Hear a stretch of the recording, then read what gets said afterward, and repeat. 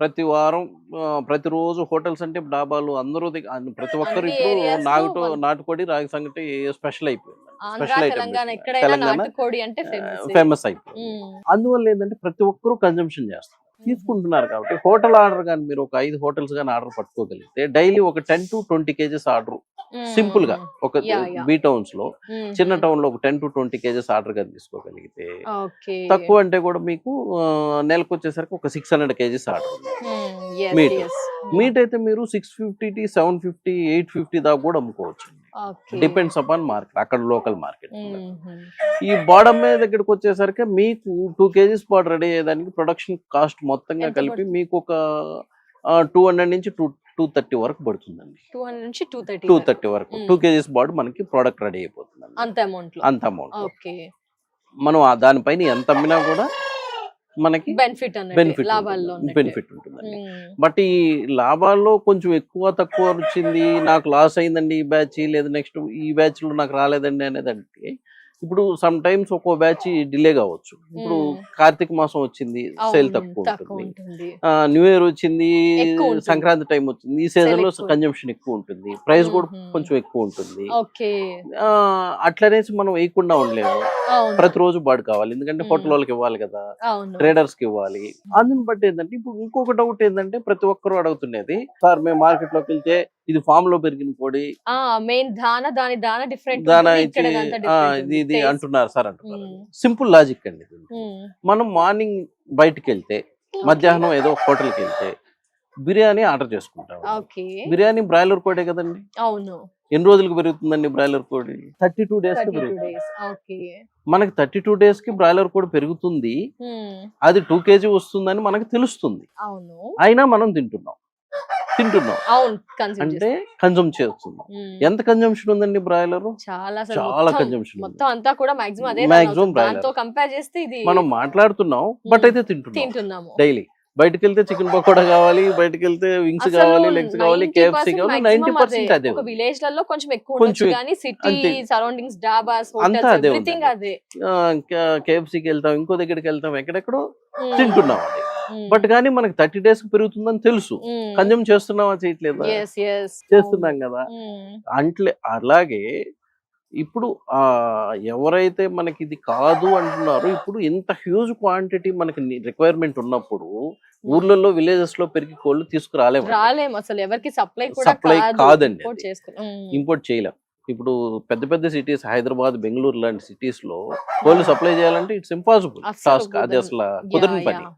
అందుకోసం నాటుకోడిని healthy feed, మనం ఏం దీంట్లో స్టెరాయిడ్స్ ఇవ్వట్లేదు, ఇంజెక్షన్స్ ఇవ్వట్లేదు, ఏం లేదు.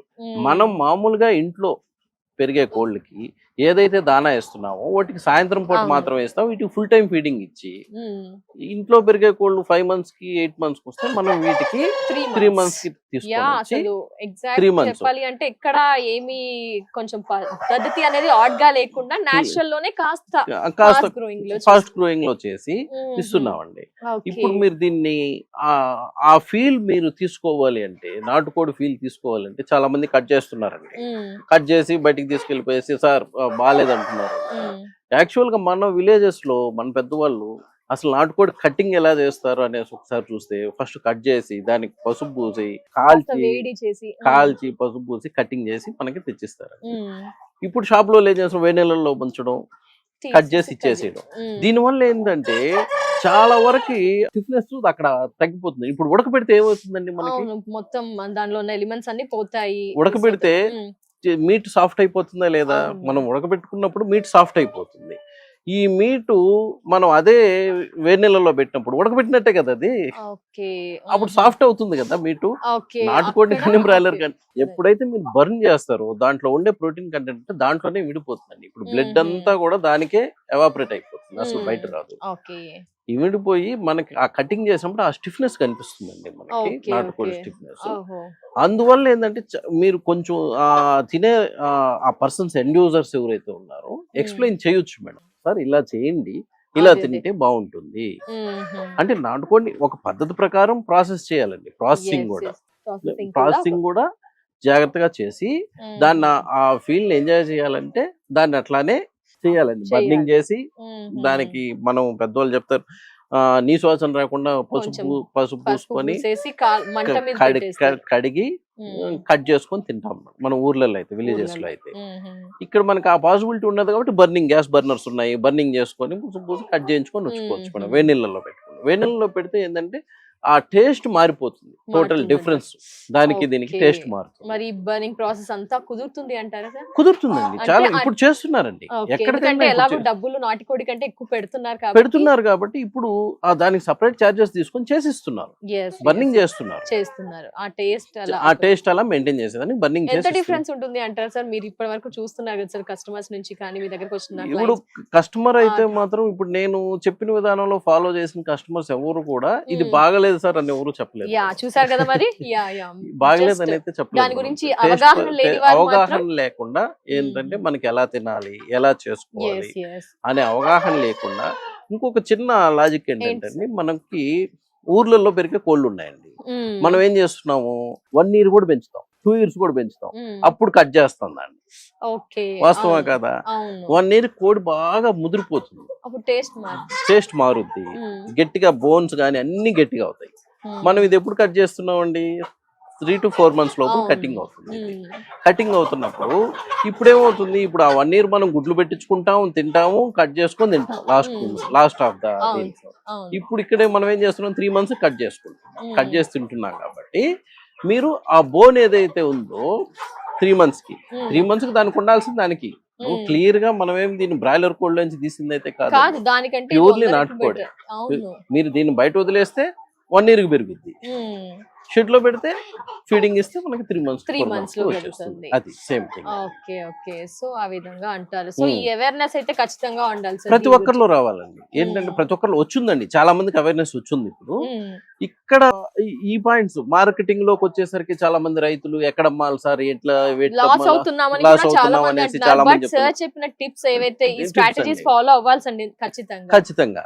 ఏమంటే మార్కెటింగ్ కూడా అండి, మనం వెళ్ళి తిరిగి చేసుకో, door to door, shop to shop campaign చేసుకోండి, అవును, బోర్డ్స్ పెట్టుకోండి, డిజిటల్ మార్కెట్ చేయండి, గ్రూప్స్, అవును. వాట్సాప్ గ్రూప్స్, ఫార్మ్స్ ని చేసుకోండి. అవును, నెక్స్ట్ వచ్చేసి హోటల్స్ మార్కెట్ చేసుకోండి. అవును. 1 kg రానివ్వండి, నెక్స్ట్ డే పెరుగుద్దేమో ఆలోచించుకో, హోటల్ మార్కెటింగ్ చేయండి, yeah, direct end user marketing చేయండి.